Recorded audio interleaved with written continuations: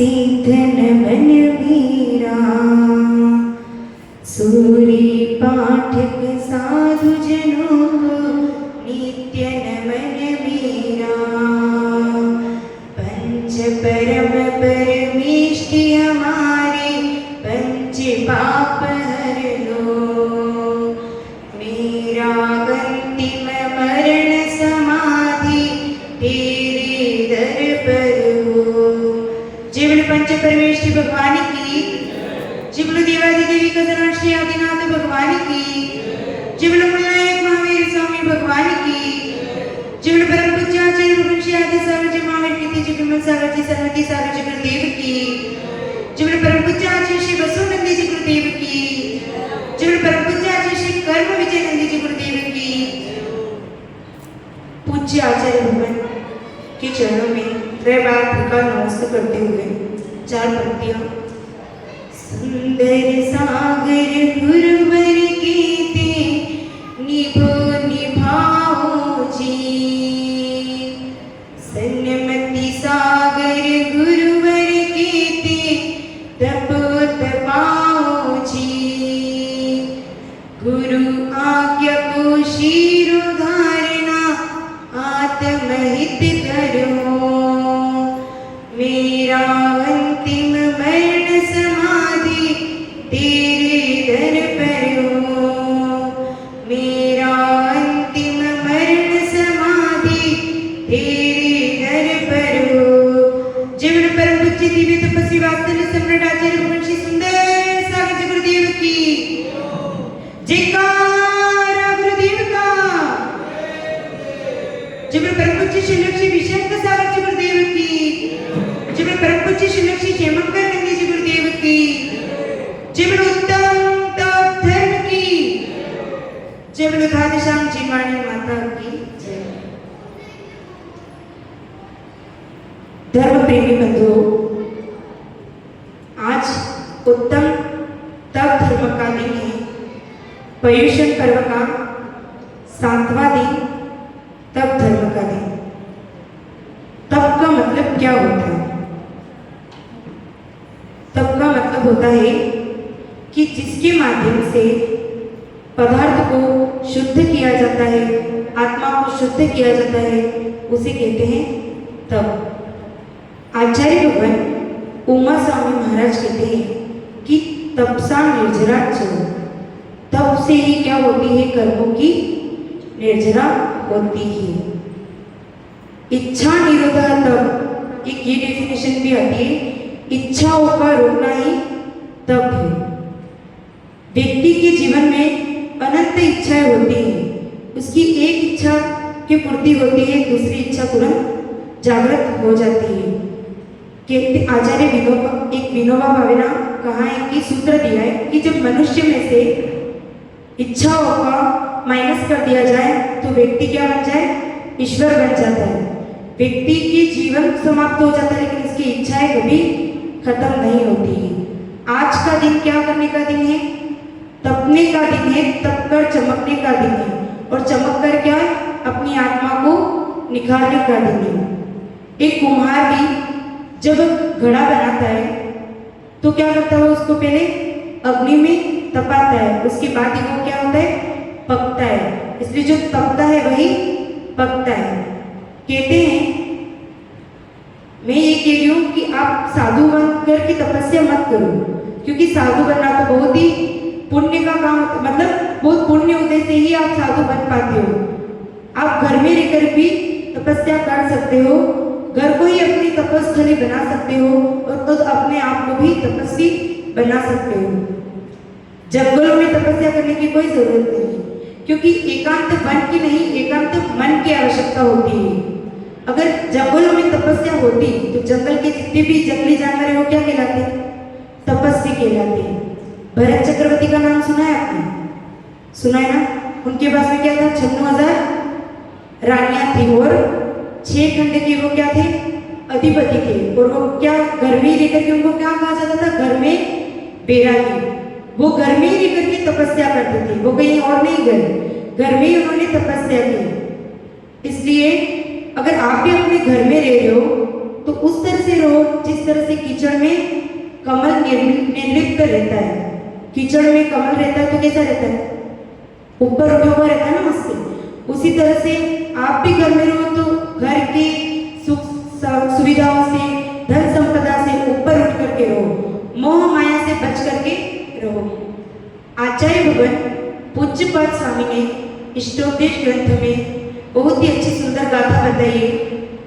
वपुर्ग्रहं धनदारा पुत्रा मित्राणि शत्रव सर्वधान्य स्वभावानि मूढ़ स्वानि प्रपद्यते। वपु, वपु मतलब क्या होता है, शरीर। ग्रह मतलब होता है घर। वपुर ग्रहम धन दारा, धन, धन मतलब धन संपदा। दारा मतलब होता है पत्नी। पुत्रा मित्राणि शत्रु, पुत्र मित्र शत्रु मतलब इस संसार के अंदर जो शरीर है, पुत्र है, मित्र है, शत्रु है, पत्नी है, ये सब क्या है, हमारी सर्वधान्य स्वभाव। ये सब हमारी आत्मा से अन्य स्वभाव वाले हैं। इनसा आत्मा से हमारा कोई संबंध नहीं है। ये सब रिश्ते हमारे यहाँ पर आकर के बने हैं। पहले सब अलग अलग कहाँ थे कोई पता नहीं, यहाँ पर आकर अपने रिश्ते बन गए। ये सब अपनी आत्मा से अन्य स्वभाव वाले हैं। लेकिन जो मोही मूढ़ स्वानि प्रपद्यते मतलब जो मोही प्राणी होता है वो इन्हें अपना मानता है। ये सब जितनी भी आपको जो ये सब चीजें दिखती है ना, जो पुत्र मित्र शत्रु, ये सब तो आपको पृथक में दिख ही रहे, लेकिन जो ये शरीर है आपको क्या दिखता है, आपको शरीर अपना है, यही मानते हो ना कि ये शरीर हमारा है। लेकिन ये शरीर भी जब मृत्यु होती है तो ये शरीर भी अपना यहाँ साथ छोड़ करके चला जाता है, मतलब मिट्टी में मिल जाता है। सिर्फ हमारी आत्मा ही हमारे साथ में आती है। आचार्य भगवान उमा स्वामी महाराज ने तत्व सूत्र में तप के 12 भेद बताए हैं, अंतरंग तप और बहिरंग तप। अंतरंग तप कितने होते हैं, 6, और बहिरंग तप भी होते हैं 6। अंतरंग तप में पहला आता है प्रायश्चित। प्रायश्चित मतलब क्या होता है, प्रायश्चित मतलब जो भी दोष है, अपन जो भी गलतियां करते हैं, उन गलतियों की शुद्धि के लिए भगवान के सामने उन दोषों की शुद्धि का निराकरण किया जाता है। भगवान के सामने प्रायश्चित करते हैं। ये भी हमारा क्या है, तप है। प्रायश्चित अंतरंग तप में आता है। अंतरंग से अपने को होना चाहिए कि ये मैंने गलती की है और मुझे भगवान से या गुरु से क्षमा याचना करनी है। प्रायश्चित के बाद आता है विनय। विनय मतलब अपने से जो भी बड़ा हो, अपने से कोई भी गुणी हो, उनका क्या करना, आदर सत्कार करना, सच्चे देव शास्त्र गुरु की विनय करना, और अपने से कोई भी बड़ा हो उन सबकी विनय करना। ये भी सेकेंड नंबर का विनय नाम का तप है। फिर आता है थर्ड नंबर का वैयावृत्ति। प्रायश्चित, विनय और वैयावृत्ति। वैयावृत्ति मतलब क्या होता है, वैयावृत्ति मतलब अपने से जो भी साधक हैं, दिगंबर संत हैं, उनकी क्या करना, सेवा करना, उनकी तन मन धन से सेवा करना।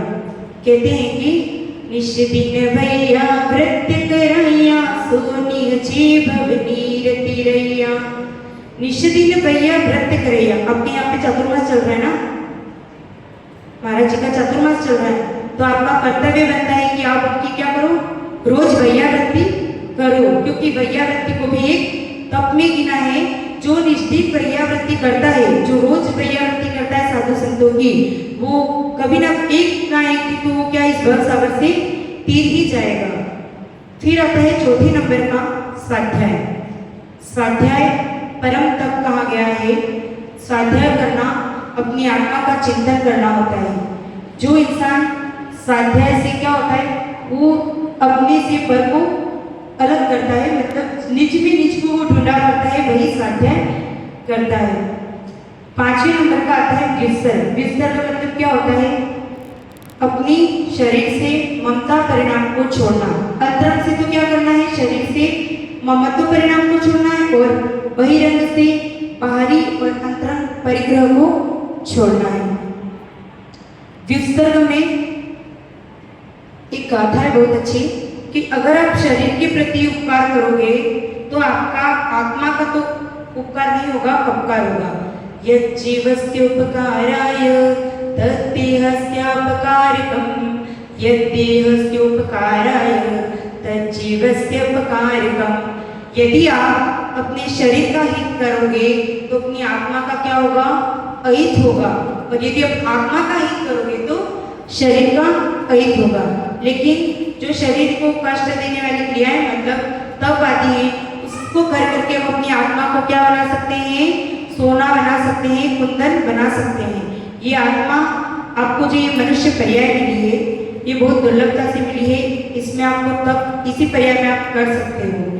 क्योंकि इंसान क्या करता है? जन्म लेता है, तब बचपन तो वो ऐसे ही खेल कूद में बिता देता है। जवानी आती है, नाना तरह की कल्पनाओं में उलझ करके अपना समय व्यर्थ गवा देता है। किशोरावस्था में वह अलग अलग के गौरव धंधों में फंस करके अपना समय गवा लेता है। और लास्ट बची वृद्धावस्था करके खाट पर पड़े रहकर अपना समय व्यतीत कर देता है। उस तरह से उसका सारा जीवन व्यतीत हो जाता है, पूरी आयु उसकी निकल जाती है, लेकिन कुछ कर नहीं पाता है। जैसे पहाड़ से गिरने वाली नदी होती है, जो उसका पानी बहता है तो वापस ऊपर नहीं जाता है, उसी तरह से आपका समय भी क्या हो रहा है? धीरे धीरे व्यतीत हो रहा है। तो ये समय वापस आने वाला नहीं है। एक बार जो समय गया वापस नहीं आएगा। विसर्ग के बाद था लास्ट 6 नंबर का ध्यान। ध्यान मतलब आत्मा का चित्त की चंचलता को रोकना, किसी एक विषय पर अपने चित्त को एकाग्र करना। ध्यान देखो, आप ध्यान किसी भी कर सकते हो। कोई ले लो, जैसे वो अनंत दर्शन स्वरूपोहम, अनंत ज्ञान। हमारी आत्मा का अनंत दर्शन भी हमारी आत्मा में, अनंत ज्ञान भी है, अनंत सुख भी है, अनंत वीर्य भी है। इस तरह से आप एक किसी सूत्र पर लेकर के आप चिंतन कर सकते हो। ये हो गए 6 अंतरंग तप। अब आते हैं 6 बहिरंग तप। बहिरंग तप में फर्स्ट नंबर में आता है अनशन। अनशन मतलब क्या होता है? 4 प्रकार के आहार और जल का त्याग करना, अपने शरीर की इच्छाओं को रोकना। आचार्य भगवान आदि सागर जी महाराज जी का नाम सुना है? अकलिंग परंपरा के प्रथम आचार्य हैं आचार्य आदि सागर जी महाराज। वो क्या करते थे? 7 दिन, सप्ताह में 7 दिन होते ना, 6 दिन उनका उपवास रहता था और एक दिन 7 दिन में वो एक बार आहार में उतरते थे। और ऐसा उन्होंने अपने जीवन काल में 25 साल तक किया, मतलब मौनी अवस्था में। ऐसी उनकी साधना थी। आचार्य शांति सागर जी महाराज जी का भी नाम सुना होगा, जो 20वीं शताब्दी के प्रथम आचार्य हैं शांति सागर जी महाराज जी। उन्होंने अपने 35 साल के जीवन काल में 25 साल उन्होंने उपवास में बिताए। 33 साल का जीवन काल था, उसमें 25 साल उन्होंने उपवास में बिताए। और जो बाकी के 10 साल थे, उनमें भी उन्होंने सिर्फ पानी और दूध और ये सब लेकर के ही अपना जीवन व्यतीत किया। ये होता है अनशन। अनशन मतलब 4 प्रकार के आहार जल का त्याग करना। सेकेंड नंबर का होता है अवमोदर्य। अवमोदर्य मतलब भूख से कम खाना। आपको भूख लगी हो 4 रोटी की, लेकिन आप खा कितने रहे हो? अगर 3 खाते हो तो आपका ये अवमोदर्य नाम का तप है, ये आप कर सकते हो। तीसरे नंबर का आता है वृत्ति परिसंख्यान। वृत्ति परिसंख्यान मतलब साधु जब आहार के लिए निकलते तो क्या निकलते? मुद्रा लेकर के निकलते हैं, विधि लेकर के निकलते हैं। जब उनको विधि नहीं मिलती तो क्या करते? वो उपवास कर देते हैं। एक बार आचार्य भगवान शांति सागर जी महाराज जी की घटना है। उनका कटनी में चातुर्मास चल रहा था, तब उनका ये था कि किसी के हाथ में भी घड़ी पहनी हुई होगी तो उनके हाथ से पड़गा नहीं होगा, ये उन्होंने नियम ले रखा था। तो वहाँ के लोगों को सबको पता था कि घड़ी पहन करके महाराज जी का पड़गा नहीं होता, वो आहार भी नहीं लेते। तो कोई भी उनको घड़ी पहन करके सब अंगूठी और ये सब उतार करके ही जाते थे। एक बार क्या होता है, अब आचार्य भगवान देखो उनको इनकी रचना के प्रति कितना है, वो मतलब आसक्त नहीं है वो। तो वो उस दिन ऐसी विधि ले लेते हैं कि जो घड़ी पहन करके पड़गान करेगा उसी से मेरा क्या होगा, मैं उसी के घर पर आहार करने जाऊंगा। अब आजीशी आहार के लिए निकलते हैं। पड़गान 3 दिन तक तो उनका ये विधि मिलती ही नहीं है। कोई भी, क्योंकि घड़ी का तो उनके नियम था, घड़ी पहन करके तो कोई आहार दे ही नहीं सकता था। तो 3 दिन तक उनका आहार नहीं होता है, विधि मिलती ही नहीं है उनको। चौथे दिन जब वो फिर से आहार के लिए निकलते हैं, तब एक पंडित जी जो मंदिर से फटाफट निकल करके पड़घाम के लिए खड़े हो जाते हैं। अब उनके हाथ में क्या है, घड़ी तो रहती है, लेकिन वो सोचते हैं कि घड़ी से तो आहार लेते नहीं, वो घड़ी उतार करके एक शॉप पर रख देते हैं, वहीं पास में शॉप थी। तो अब आचार्य भगवान ने एक चक्कर लगाया, दूसरा चक्कर लगाया।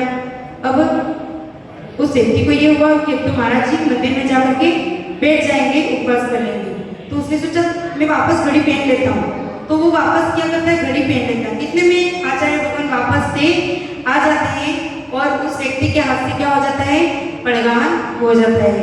मतलब साधु का ऐसा विधि, देखो उन्होंने इतनी कठिन विधि धारण की, 3 दिन तक उन्होंने उपवास कर लिया। सुनील सागर जी महाराज जी वो भी ऐसे ही करते हैं उपवास, मतलब उनकी विधि भी ऐसी रहती है कि उनको 3 दिन तक विधि नहीं मिलती है। एक बार चौथे नंबर का आता है रस परित्याग, अनशन, औमोदर्य, वृत्ति परिसंख्यान, और चौथे नंबर का बहिरंग तप है रस परित्याग। रस परित्याग मतलब 6 प्रकार के रसों का त्याग करना, एक एक रस को अपने जीवन में छोड़ते जाना।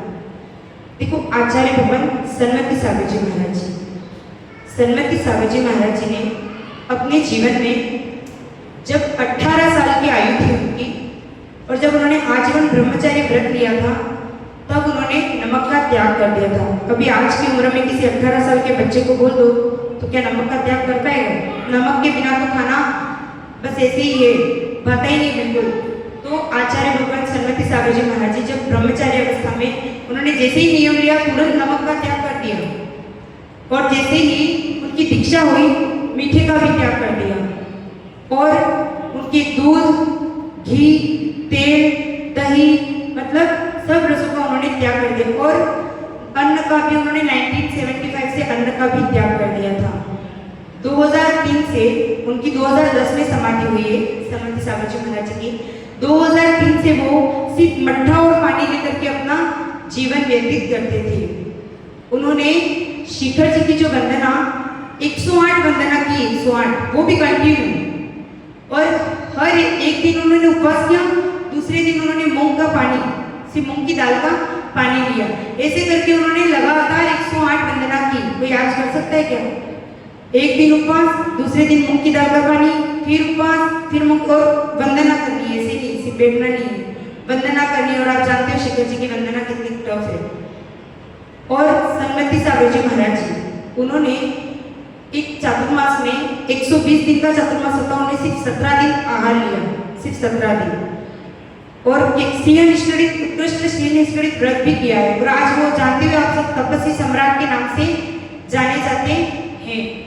अब आप खाना खाओ और पानी बिना रह सकते हो क्या? खाना खाओ और बिना पानी के रह सकते हो, लेकिन आचार्य भगवान ने रांची में 6 महीने तक पानी का त्याग किया। अब खाना तो खा रहे होंगे वो, लेकिन पानी बिल्कुल नहीं पीते थे। और इटावा में 2 महीने तक उन्होंने पानी नहीं लिया। ये है उनके तप की महिमा। आचार्य भगवान पुष्पदेव सागर जी महाराज जी ने उनके लिए कहा था कि भगवान महावीर के बाद अगर किसी ने तपस्या की है तो वो है तपस्वी सम्राट आचार्य भगवान श्री सन्मति सागर जी गुरुदेव। हमारे आचार्य भगवान सुंदर सागर जी महाराज जी, उन्होंने भी शिखर जी की 170 वंदना की है। 170 वंदना में उन्होंने 108 उपवास किए हैं, वो भी 108 उपवास प्लस, और आपको पता है शायद वो जाति से जैन है कि क्या है? सुंदर सागर जी महाराज जी उनकी जाति से वो क्या है? वो जैन धर्म के नहीं है, वो विष्णु धर्म को पालन करने वाले हैं। लेकिन उन्होंने हमारे इस जैन धर्म को क्या किया? अंगीकार किया। सिर्फ सन्मति सागर जी महाराज जी के उन्होंने सिर्फ दर्शन ही किए थे, और दर्शन करते ही उन्होंने चमड़े का त्याग कर दिया, रात्रि भोजन आजीवन त्याग कर दिया, और बहुत सारी चीजों का उन्होंने त्याग कर दिया। सुंदर सागर जी महाराज जी विष्णु धर्म से थे और जैन धर्म को पालन किया है, धर्म परिवर्तन किया, और आज वो इतनी अच्छे से साधना कर रहे हैं। आज भी उनका पर्युषण पर्व का आज 7वां दिन है, 7वां उपवास है, और ऐसा कंटिन्यू वो 8-9 सालों से करते हुए आ रहे हैं। ये है तप की महिमा। ये तप घर में रहकर भी आप कर सकते हो, जरूरी नहीं है साधु बनना। एक बार दो मित्र थे, दो भाई थे, उसमें एक छोटा भाई बड़े भाई से कहता है कि भैया ये दिगंबर साधु नग्न क्यों रहते? नग्न करने से, नग्न रहने से क्या हो सकता है? मतलब नग्न रहने से थोड़ी तपस्या हो सकती है, वस्त्रों में भी तो साधना हो सकती है। मैं भी साधना करना चाहता हूँ। अब छोटे भाई ने ऐसा बड़े भाई से कहा कि मैं भी साधना करना चाहता हूँ। तो बड़े भाई ने कहा कि साधना तो मैं भी करना चाहता हूँ, चलो चलते हैं। अब उसमें जो बड़ा भाई था वो दिगंबर साधु के पास में साधना करने के लिए जाता है, और जो छोटा भाई था वो अन्य मत के साधु के पास में साधना करने के लिए जाता है। और वो छोटा भाई उन साधु से कहता है कि साधु महात्मन, मुझे तो आप सोना बनाने की विधि सिखा दो। तो वो साधु कहते हैं कि तुम 12 साल तक तपस्या करो, उसके बाद तुम सोना बनाने की विधि जान जाओगे। अब उस छोटे भाई ने क्या किया, 12 साल तक साधना की। 12 साल तक साधना करने के बाद उसने एक ऐसा रसायन तैयार किया जिससे सोना तैयार हो गया। मतलब जिस भी पीतल पर भी फेंकता था तो वो क्या हो जाता था, वो रसायन सोना बना देता था। अब छोटे भाई ने एक सेवक के हाथों वो रसायन अपने बड़े भाई के पास में भिजवाया। तो बड़ा भाई जब उस रसायन को देखता है तो वो फेंक देता है रसायन। जब छोटे भाई को पता चलता है तो वो कूद जाता है बड़े भाई के पास में और कहता है कि आप यहाँ पर नग्न क्यों हो? आप तो ये सोना बनाने की विधि मेरे को मिल चुकी है, आप तो अच्छे से सोना बनाओ और ठाट बाट से अपन रहते हैं। तो वो बड़ा भाई कहता है कि क्या इसलिए सोना बनाने के लिए थोड़ी घर से निकले थे? अगर सोने बनाया नहीं था तो क्या चीज़ की कमी थी अपने पास में घर में? तो अगर तुम्हें सोना चाहिए तो मैं देता हूँ। यूँ करके उन्होंने अपने पैर के नीचे की धूल को किसी पर्वत पर डाल दी। तो वो पर्वत क्या हो जाता है, सोना बन जाता है, जो आज भी सोनागिरी पर्वत के नाम से जाना जाता है। और जब छोटा भाई इसको देखता है तो छोटा भाई आश्चर्य करता है कि क्या दिगंबर गुरु के चरणों की धूल का इतना प्रभाव कि पत्थर भी सोना बन जाता है। तो वह भी छोटा भाई भी दिगंबर जैनेश्वरी दीक्षा को धारण कर लेता है। और ये नाम कोई और नहीं है, हमारे आचार्य शुभचंद्र स्वामी और एक भर्तहरि की ये कथा है। एक बार एक पत्नी थी, वो बहुत ही गुस्से वाली थी। पत्नी गुस्से वाली थी तो उसने क्या किया, पति के सिर पर गन्ना मार दिया। पति के सिर पर गन्ना मार दिया तो उस गन्ने के क्या हो गए, 2 टुकड़े हो गए। अब किसी के सिर पर मारोगे तो गुस्सा करेगा ना, कोई भी पति होगा। लेकिन उस पति ने क्या किया, गुस्सा नहीं किया और हंसते हुए बोला कि अच्छा हुआ तुमने मेरे गन्ने के 2 टुकड़े कर दिए, अब एक तुम खाओ और एक मैं खाऊं। ये होती है महानता।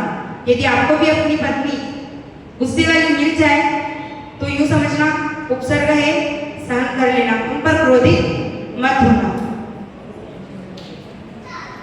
तब की डेफिनेशन है आचार्य कुंद स्वामी ने बरसाण लेखा में कहा है कि विषय कषाय विनिग्रह भावम जान सच्चाए जो भावना अपाण तस्तव मोदी नियमेन। जो साधु स्वाध्याय और साधना के बल से पंचेंद्रिय का निग्रह और विषय कषायों का निग्रह करता है और अपनी आत्मा का कल्याण करता है, वही क्या है, उत्तम तपधारी व्यक्ति है। उत्तम तप की चर्चा जितनी करो उतनी कम है। तप को किसी को दिखाने के लिए नहीं किया जाता है। जैसे किसी ने 10 उपवास कर दिए तो ये सोच करके उपवास करना कि इसके तो 10 उपवास है तो मैं तो 20 भी कर सकता हूँ। देखा देखी में तप नहीं करना चाहिए। आदिनाथ भगवान के साथ में 4000 मुनियों ने एक साथ दीक्षा ले ली थी, लेकिन आदिनाथ भगवान को तो भेद विज्ञान था, लेकिन वो 4000 मुनियों को कोई भेद विज्ञान नहीं था, नहीं उनका आत्मा का अनुभव था। उसके अभाव के कारण वो 4000 मुनि तो भ्रष्ट हो गए और आदिनाथ भगवान ने तपस्या की। भगवान महावीर जन्म से ही कितने ज्ञान के धारी होते? भगवान जन्म से ही 3 ज्ञान के धारी होते हैं, मति, श्रुत और अवधि। और दीक्षा लेते ही उनको मनपर्य ज्ञान भी हो जाता है। पूरी दुनिया को भी पता चल गया था कि भगवान क्या बनने वाले, महावीर स्वामी क्या बनने वाले हैं, तीर्थंकर बनने वाले हैं। और भगवान महावीर को भी पता था कि मैं मोक्ष जाने वाला हूँ, लेकिन फिर भी उन्होंने क्या किया, 12 साल तक तप किया, क्योंकि तप के बिना तो कुछ नहीं है। उन्होंने भी 12, उनको पता था कि मैं भगवान बनने वाला हूँ, वो नहीं तप करते तब भी भगवान बनते, लेकिन फिर भी उन्होंने क्या किया, 12 साल तक तप किया और तप करके वो मोक्ष को प्राप्त हुए। तप जो किया जाता है वो कर्मों के क्षय के लिए किया जाता है, मन के विकारों को दूर करने के लिए किया जाता है। तप देखा देखी में नहीं होता है। श्री कृष्ण ने गीता में 3 तप बताए हैं, सात्विक, राजसिक और तामसिक। जो तामसिक तप होता है फर्स्ट नंबर का, वो पंचांगी तप करते हैं ना, उससे साधु एक पेड़ पर खड़े रह करके तप करते हैं, तो ये सब क्या है, छोटा तप है, किसी को दिखाने के लिए करते हैं, ये सात्विक तामसिक तप होता है।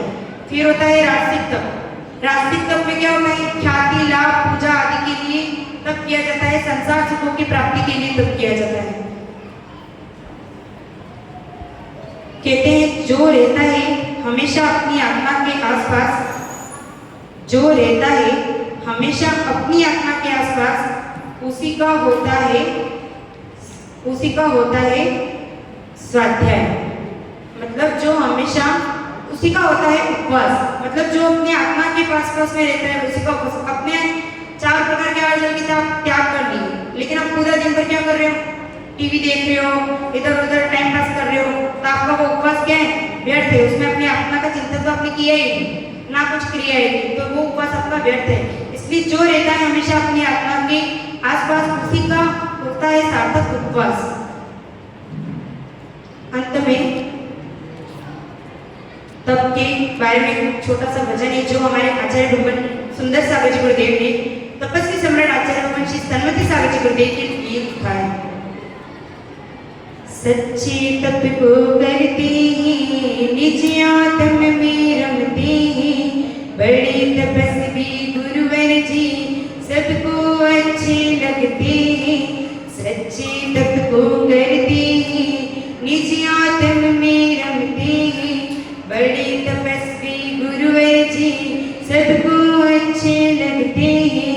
मुनिवर ही जग में, ओहो मुनिवर ही जग में, कारण तरण कहाए रे, परम दिगंबर गुरुवर जी की महिमा गाए रे, परम दिगंबर गुरुवर जी की महिमा गाए रे।